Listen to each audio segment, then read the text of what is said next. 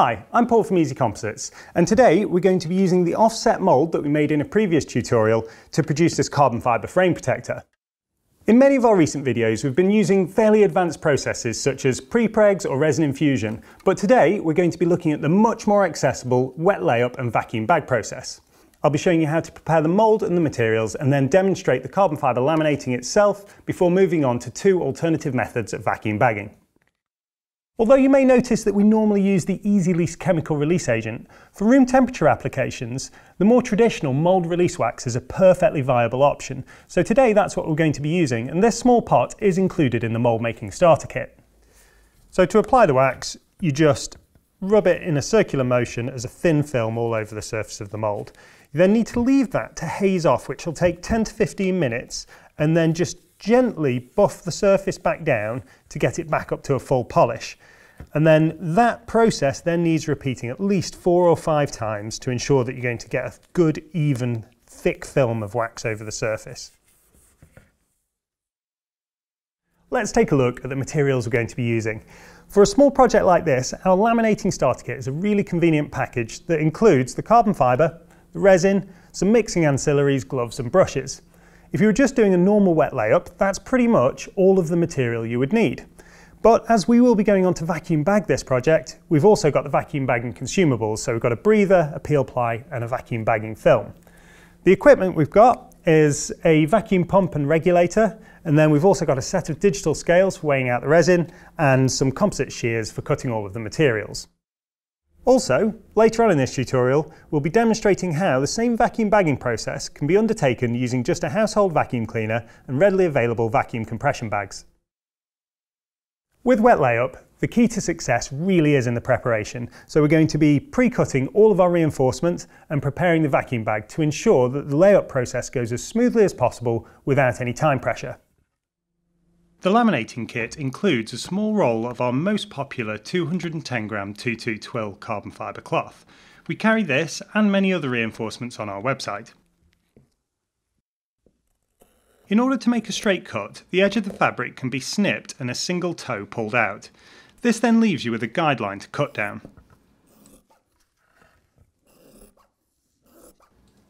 Carbon fabrics can be cut with any good quality pair of scissors or shears. If you're working with composite reinforcements frequently, it would be worthwhile investing in some dedicated composite shears, which will make lighter work and last longer than conventional scissors.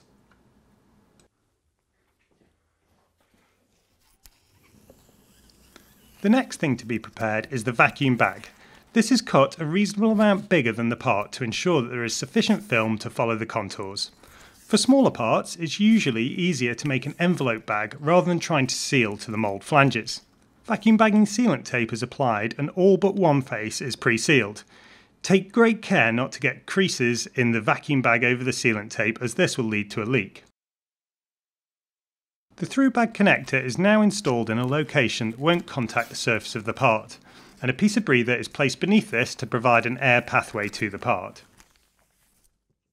With all of the materials prepared, we're now ready to mix the resin. We're using the resin that comes in the starter kit, which is the EL2 laminating resin and the fast hardener. For a wet layup, the amount of resin that you will need will be approximately the same weight of the amount of fabric that you have, plus a little extra that will be wasted in the pot and the brush. As with all epoxies, the mix ratio should be followed as accurately as possible. When mixing the epoxy, this should be done thoroughly and steadily to avoid mixing in too much air. Ensure the sides and the bottom of the container are also scraped into the mix. It's common practice to pour this mix into a second cup and then mix again. This is to ensure that there is no unmixed resin trapped in the corner or against the sides of the pot. So the first step in a wet layup process is to apply a coat of resin onto the surface of the mould. The purpose of this is that the resin actually drives up through the fabric rather than trying to wet the fabric out from the back. This reduces the amount of air that you're likely to get trapped on the surface. We're brushing on quite a thin coat because actually the first layer of reinforcement doesn't need that much resin. In fact, it would only need around about 200 grams per square metre. The first layer of reinforcement that goes into your mould is the most important. This is the cosmetic layer that you will see. And it's quite easy to get these loose strands of fibre underneath your fabric, and that of course will lead to a cosmetic imperfection. So ensuring that the underside is clear, just gently place this centrally onto the mould. And then just very gently, working from the centre, tack it down onto the resin.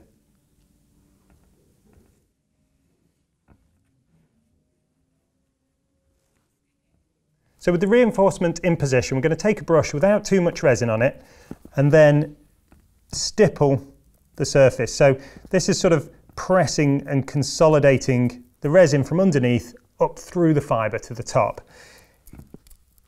It's important not to use sort of brush strokes in this situation because that's likely to disturb the weave and move it around. And if you're working on a larger part, a squeegee or a roller might help in this process, but something small like this, they're really not that practical. So we're just going to use a brush and continue with this sort of stippling squeegee type action.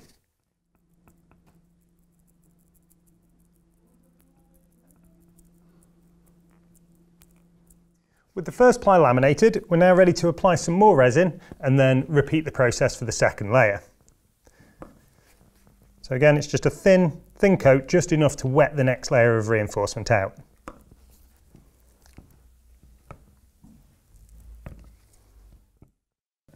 Now with the second ply, just repeating the same process. So tack it down from the centre, work outwards,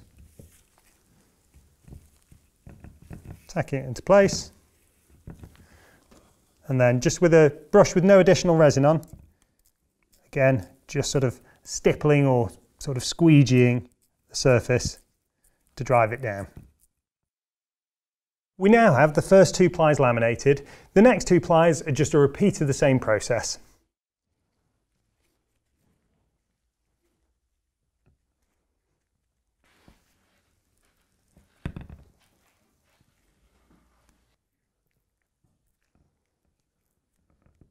If you were just doing a standard wet layup without vacuum bagging, this is the point where you would leave it to cure at room temperature.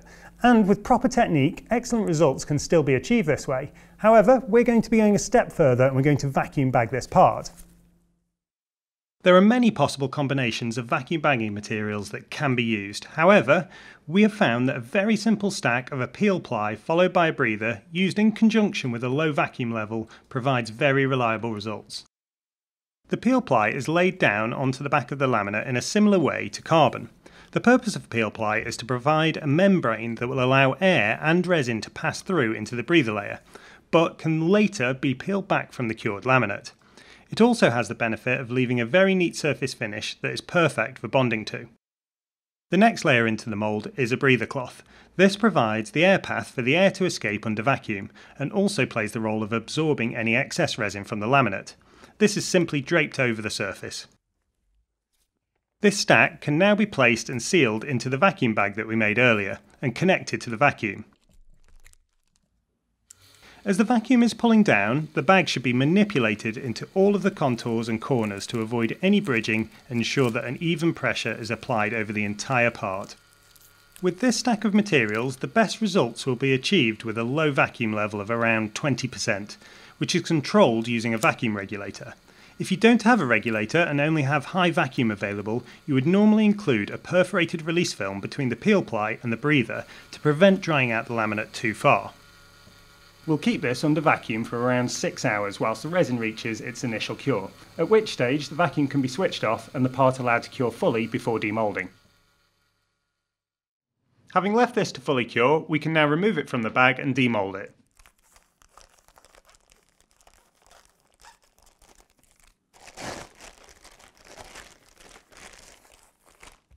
We now need to remove the peel ply and the breather. The peel ply tears away and breaks away from the surface, but as the breather has quite a lot of resin soaked into it, it will make it that little bit more difficult.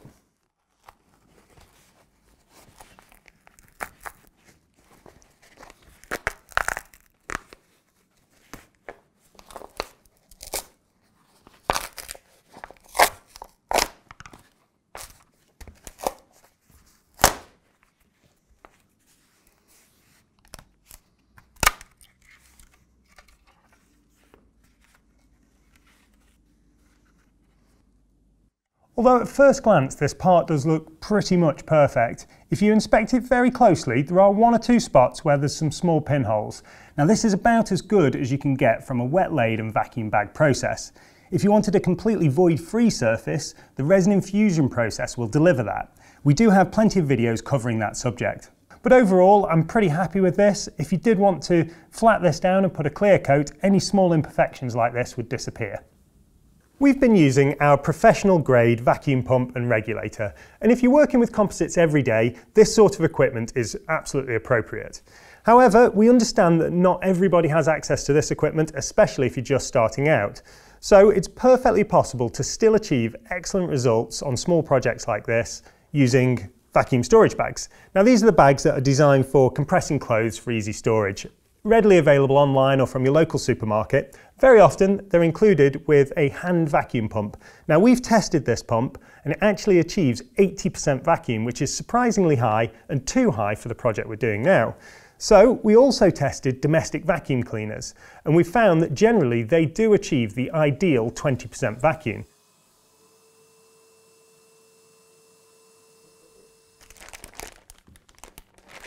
So here we have another part laminated in just the same way as the first. You can't see it now, but we've used carbon Kevlar hybrid instead of the regular carbon fibre. As before, we seal it into the bag and pull a vacuum, but this time using a vacuum cleaner and relying on the valve and seal of the bag to hold the vacuum whilst this part reaches a full cure.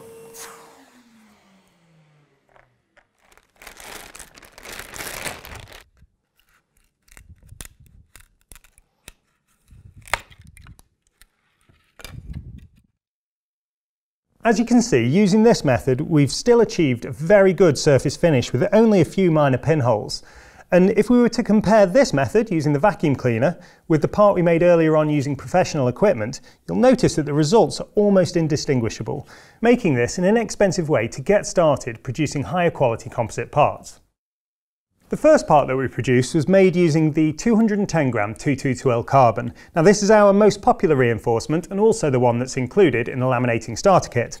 The second part that we made, using the vacuum cleaner method, was produced using a carbon Kevlar hybrid.